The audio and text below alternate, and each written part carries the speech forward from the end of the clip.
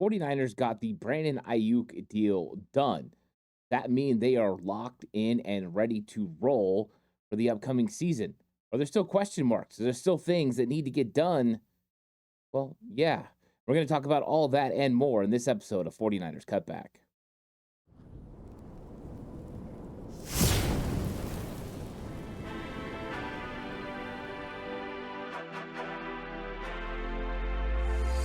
From the alley-oops at Keysar to the glory days at the stick. From who's got it better than us to brick by brick. It's always the 49ers way from off-season to game day. Yeah, we talk back. It's the 49ers Cutback.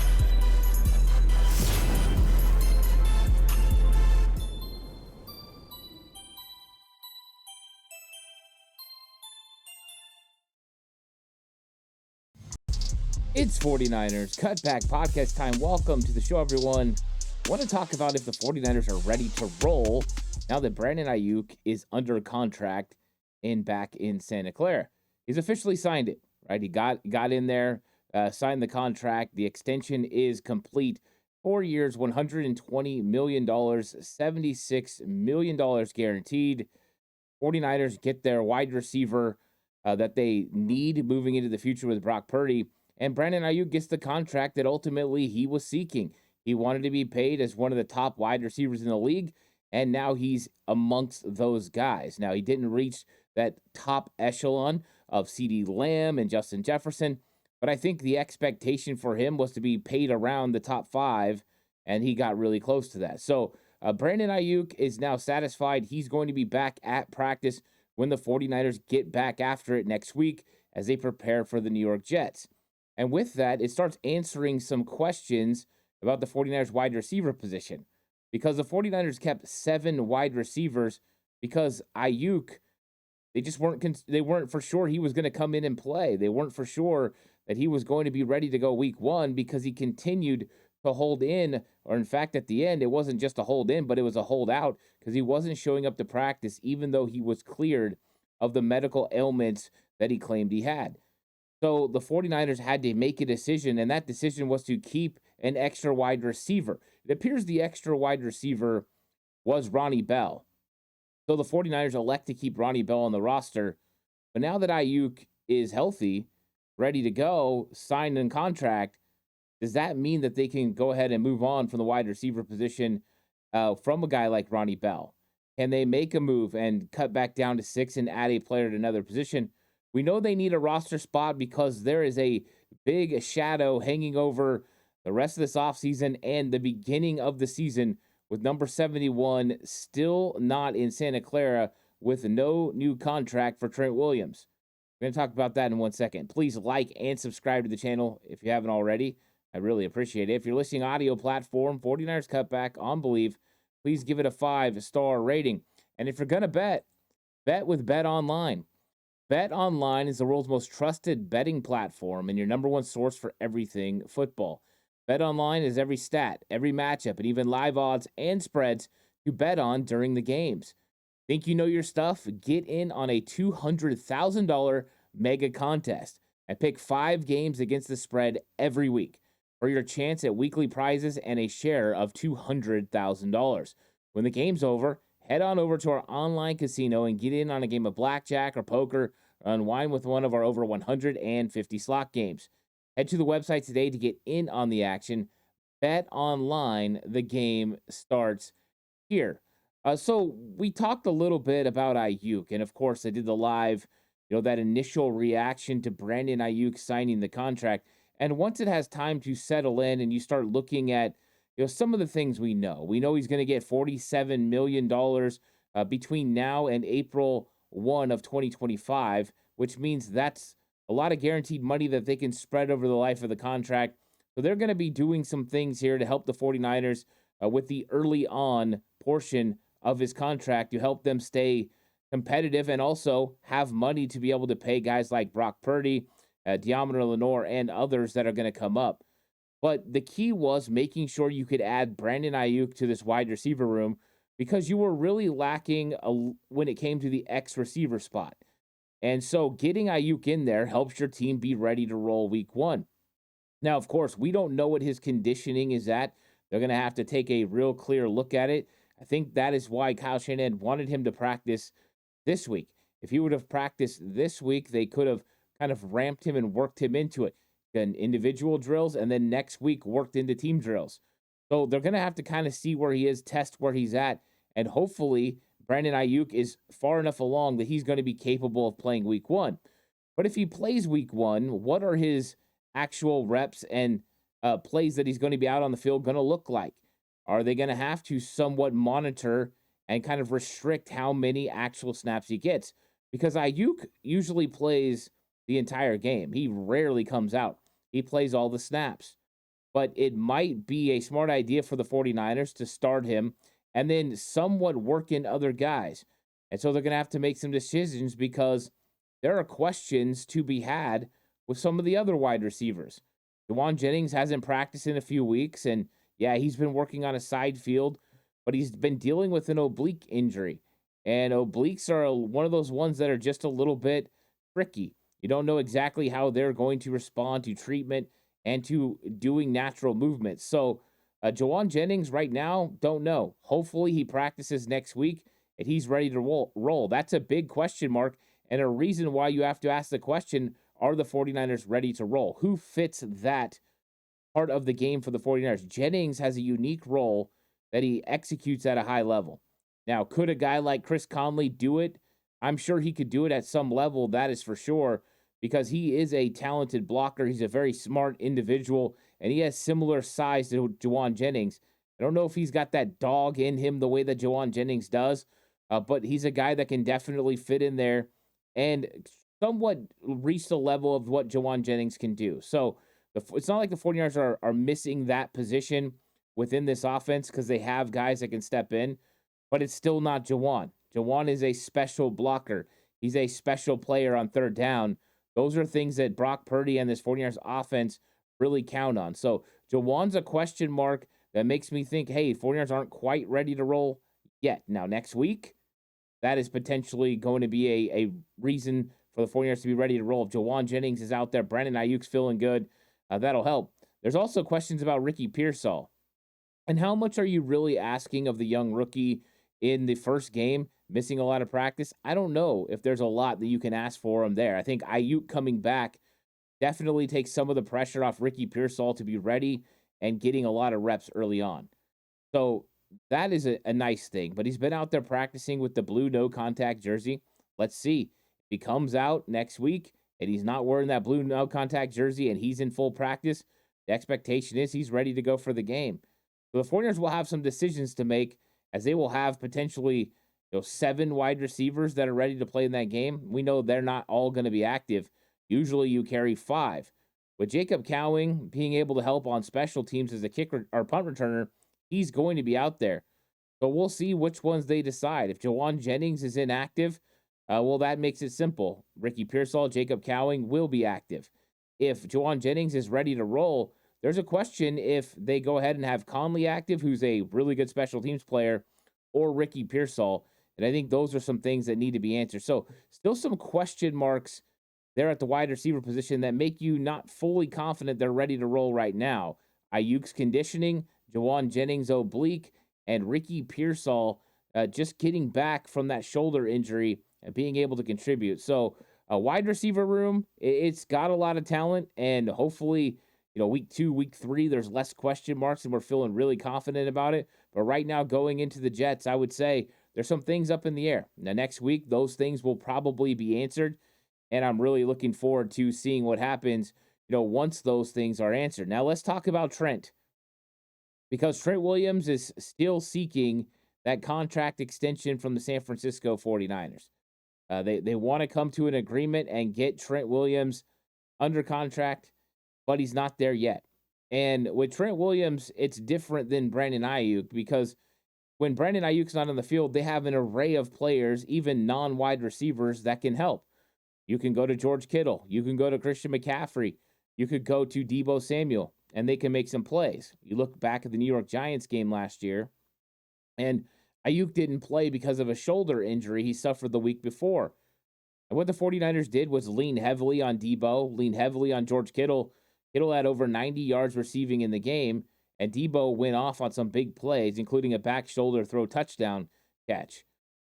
So it's not like you can't get by without a certain player when it comes to a skilled player because it's less highlighted. Now, when you look at Trent Williams, the 49ers have not always been good without Trent Williams. Since Trent Williams came to San Francisco, the 49ers have been a lot better because of Trent. And the record with Trent Williams out of the lineup is 3-4. So the 49ers are not as good with Trent Williams out of the lineup as they are within it. And I think we all would agree that would be the easiest thing to see. But I went back and looked at some of the games that they lost, and they lost they lost in October of 2021 against the Colts, 30-18. He didn't play in that matchup. And then in 2022, the 49ers actually won 3 of the 4 games that he didn't play.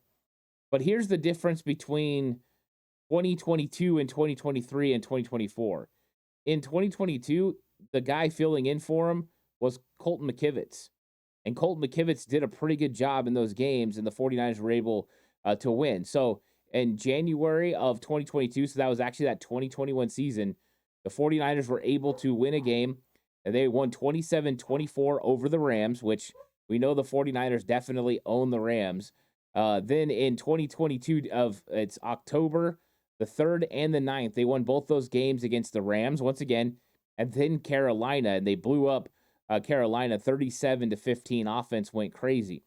Now, last year, things definitely, they had a 1 loss against Atlanta that year. That was the one that Matt Ryan came back, and the 49ers had a letdown that year. So they won 2 and then lost 1. So they're 2-1 in that season. So not bad. In 2023, the 49ers lost both games that Trent Williams didn't play. They lost at Minnesota, a 5-point loss, but they only scored 17 points. And then in the next week against Cincinnati, they lost again and only scored 17 points. So the last 3 games, now this is a span of 2022 to 2023, they are 0-3 in the last 3 that Trent Williams hasn't played. And in none of those games have they scored more than 17 points. 14 against Atlanta in 2022, 17 against Minnesota in 2023, and 17 against the Bengals in 2023. So you've got people saying that this 49ers offense takes a step back when Trent Williams isn't in there. And I will say this, Trent is definitely majorly important to what the 49ers do on offense. I talked about this a little bit yesterday. He makes it so much easier on the offensive line because you don't have to worry about giving him help. You don't have to worry about slide protecting his way. You don't have to worry about chipping with a receiver or a tight end, sending a running back over to give help. He can handle things one-on-one, which makes it easier for everyone else because then you can double team other places. You can chip on the other side, give Colton McKivitz help. It just makes things a lot easier for the San Francisco 49ers. Now, here's a couple stats. Brock Purdy has played 1,435 snaps with Trent Williams, and he's averaged a whopping 0.18 expected points added EPA per play in those snaps. In the 147 snaps where Brock Purdy has without Trent Williams, the EPA per play drops to 0, just an average offense. So it's not a huge sample size, but Brock Purdy playing behind Trent Williams is better than Brock Purdy playing without Trent Williams. I don't think anyone's surprised about that. 49ers offense not being as good without Trent Williams, I don't think is very shocking. But I think it does signal that this needs to happen. The 49ers need to get Trent Williams done, and they need to get him back in the room so that way they can get prepared for the season. They have a big hole right now at left tackle. They filled one with Brandon Aiyuk signing that extension. That was big. Now they have a solid X receiver. But now they have a big hole at left tackle. And can Jalen Moore come in and help you get by and win a couple games? Maybe. I mean, we haven't seen it yet. The games that Jalen Moore has played in place of Trent Williams, the 49ers have not won. So they're going to go out there potentially with Jalen Moore. I hope the 49ers get a contract extension done over the weekend and get Trent Williams back in so we don't have to ask these questions because really we know the answers to the questions already. This offense is not as good with Trent Williams out of the roster or out of the lineup. I don't think that's a big question for the 49ers at all. So they have a major obstacle to get done.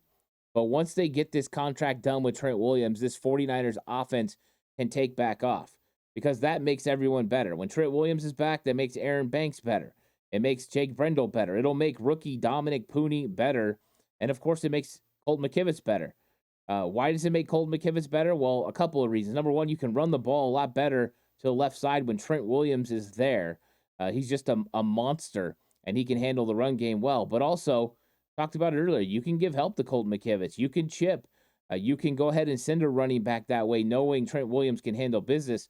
And defenses like to send their best pass rusher over on Colt McKivitz, and that's okay. That means Trent handles number two, and then Colt McKivitz and a tight end, Colt McKivitz and the right guard, Colt McKivitz and the right running back handle what's going on with that guy. Now, sometimes you have to go and single him up, and you got to make sure you get the ball out. Your receivers have to win. You run the ball effectively. Don't get third and long situations, but you can manage it. And this is what Chris Verster talks a lot about.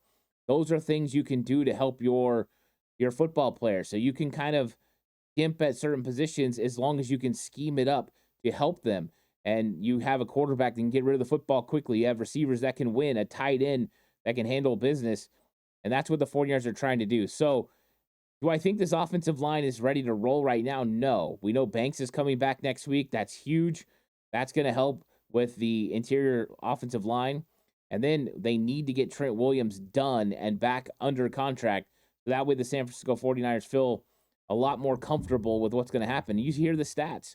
They just score so much better with Trent Williams on the field than not. And so that's going to be a huge part of what the 49ers want to do. Now, they don't just have question marks about the offense. They have question marks about the defense as well. When you look over at the 49ers defense, it is pretty good. I mean, they have really solid starters, especially. I think when you're looking at it, we could easily start from the defensive front, but I want to start from the back end this time. Isaac Yiadom has gotten healthy. And so Isaac Yiadom is probably going to be the third cornerback in. That's what he was doing through training camp before he got hurt. And I know a lot of people didn't get to see Isaac Yiadom strap him up in preseason, so you might not know how good he is, but he looked really, really good. So if he returns to form, I expect for Lenore to go to nickel and Isaac Yiadom to play on the outside opposite Charvarius Ward when the 49ers are in nickel package. So they're starting to get full strength there. You get Isaac Yiadom back, Renardo Green. You re-signed Rock Ya-Sin after you had to release him and then bring him back. To me, the cornerback room is ready to roll now. And so this is the first time in a long time we've come into a season and said, you know what? This cornerback room is ready to roll.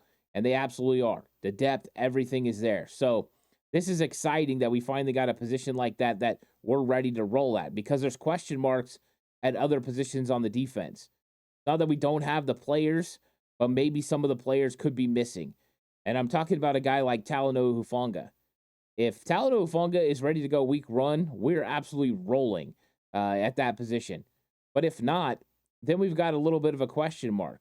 I know George Odom looked really good during the preseason, and I'm a fan of what he was doing during training camp in the preseason, but it's still going to be his, first start of the season against Aaron Rodgers and the New York Jets on Monday Night Football. Do I think the moment's going to be too big for George Odom? No, I don't. George Odom has done a very good job of continuing to get better, understanding this 49ers defense, and I think Nick Sorensen, his comments on George Odom throughout OTAs, training camp, and beyond have just been a ringing endorsement of who they believe George Odom is. And I don't think George Odom did anything to make you think that Nick Sorensen wasn't telling the 100% truth by how he played during the preseason. He looked really good. He looked very concise. He looked like he could pull the trigger, get downhill. He was better in coverage. So we're going to have George Odom, and he's going to do effectively, right? He's going to do it right. It's like having Conley for Jawan Jennings. You know he's going to do a good job. Is it going to be at Jawan Jennings' level? No. And so in this case, is it going to be at Talanoa Hufanga's level? No. Those are the things that you're looking at, though. You have Hufanga that can take it above and beyond, and then you have George Odom that can just get by. And he'll play at a nice starter level. And so If Hufanga is back, you're ready to roll. If Hufanga's not, you're good. But are you ready to roll? That's the question. And I think that's one of the questions the 49ers still have to answer. So cornerback, all but good. But Talanoa Hufanga not potentially being ready to go week one leaves a little bit of a question mark when it comes to safety. And don't get me wrong, I'm not trying to be negative, or I think George Odom can handle it, but it's definitely not going to be to Talanoa Hufanga's level. I think another position where the same thing rings true has got to be linebacker. I think there's a huge question mark about Sam linebacker. I was hoping that during the preseason it would get answered that D. Winters was going to be the Sam linebacker moving forward. And the Sam linebacker isn't as significant as it used to be in the past because most teams run sub packages and run the nickel a lot more than they run their base 4-3.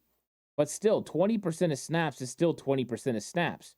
And if you go back and you look at some of the playoff run and you look at what the Chiefs did a little bit during the Super Bowl, is they want to go ahead and target your weakest link.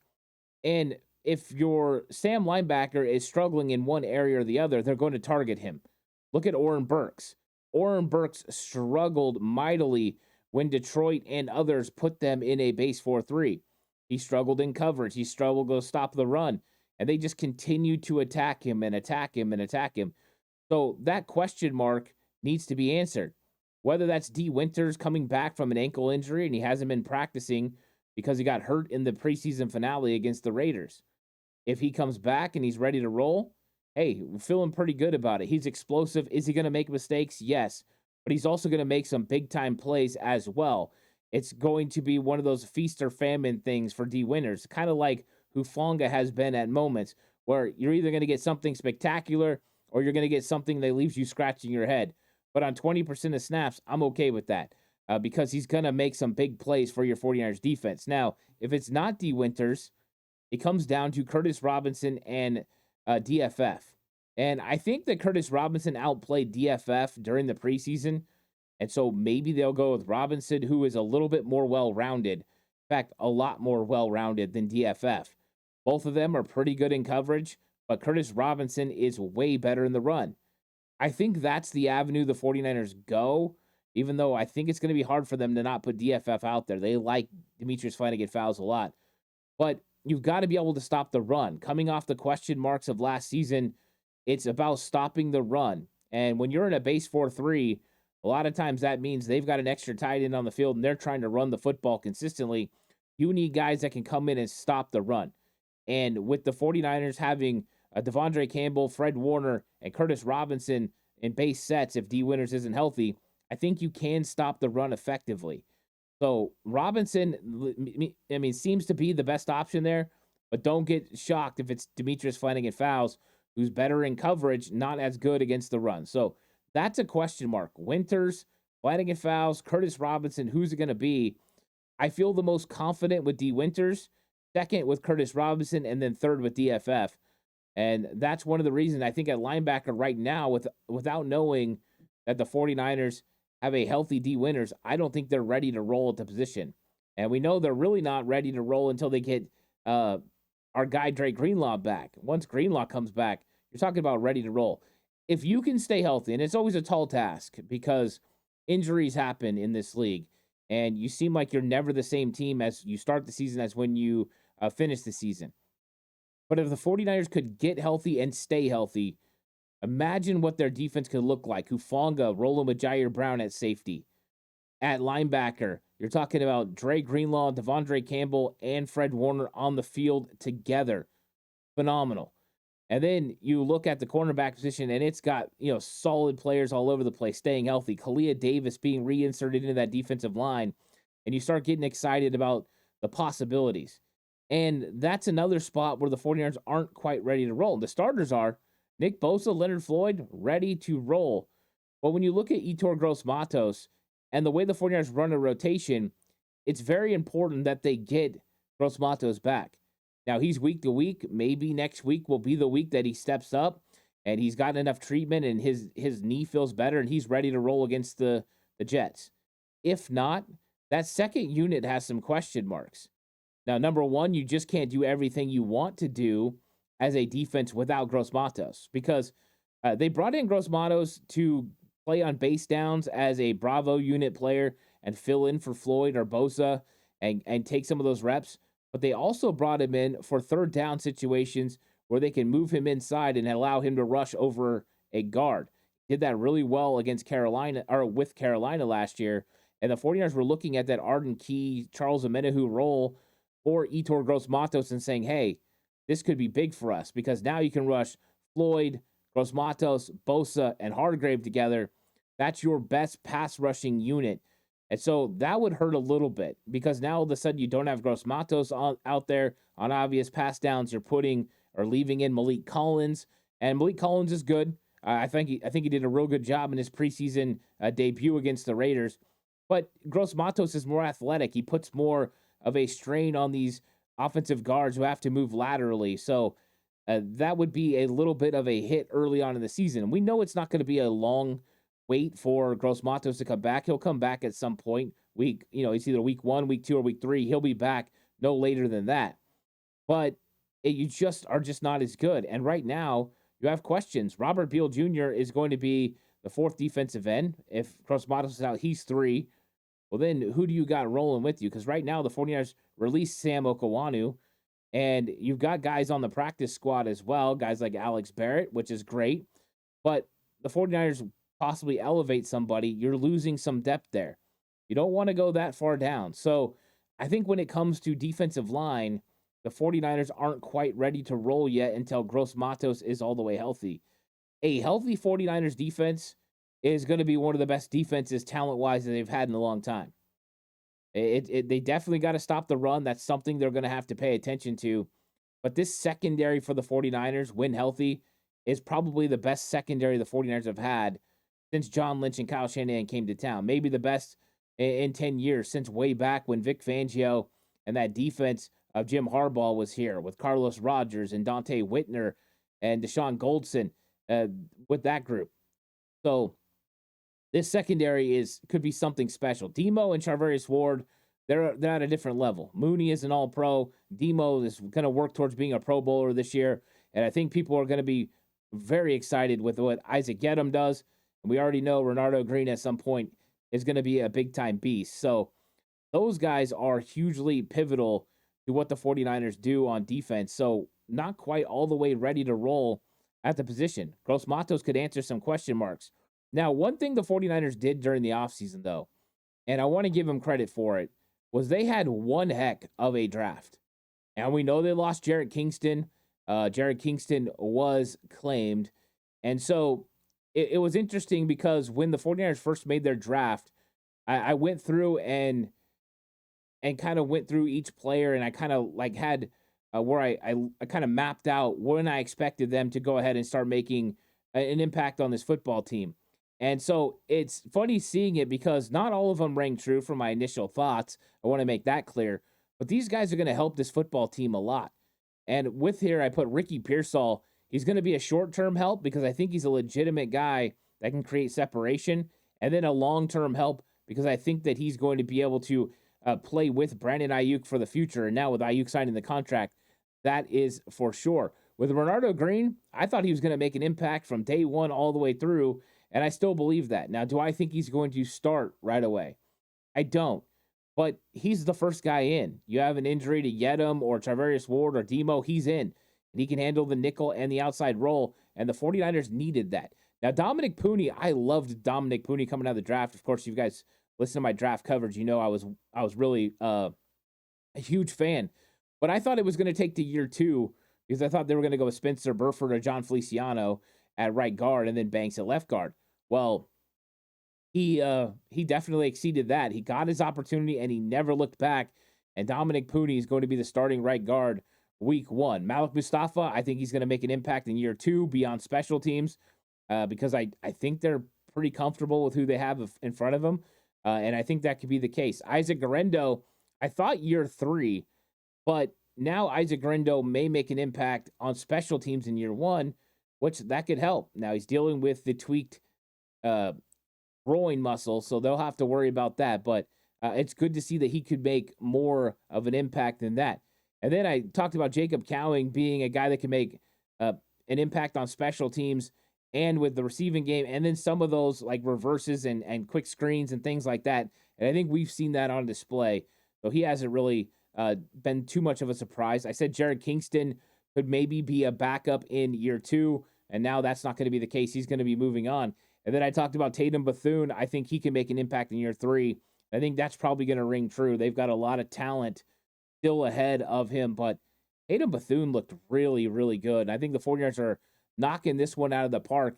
I mean, think about that. You're going to get some guys who can be real contributors, not just in year 1, but beyond. And that's exactly what you're trying to get. So 49ers offseason was really, really good. And now they've got just a few questions to answer. So are the 49ers ready to roll? Not quite yet. They've got a Trent Williams thing to answer. They got a Brandon Aiyuk conditioning thing to answer. They've got a Pearsall and Jawan Jennings injury thing to answer. Talanoa Hufanga, got to answer that question. So there's still questions to be answered. Once they are, though, this 49ers offense and defense are absolutely fantastic. And I'm looking forward to Monday Night Football versus the Jets. It's going to be fun. We're going to get through Labor Day weekend, and then guess what? Football's going to start Thursday, Friday, Saturday college, and then Sunday, Monday, NFL. There's all kinds of fun NFL this week, and the San Francisco 49ers are going to top it all off by playing the Jets in Santa Clara and see if they can get a big win. Offense, if Trent Williams gets back in, should be firing on all cylinders. I'm looking forward to that. Please like and subscribe to the channel if you haven't already. I really appreciate it. And if you're listening to audio platform, 49ers Cutback on Believe, please give it a 5-star rating. This episode is brought to you by Bet Online. The game starts here. I'll catch you guys in the next one. Until then, stay safe. Remember, the right way is always the 49ers way.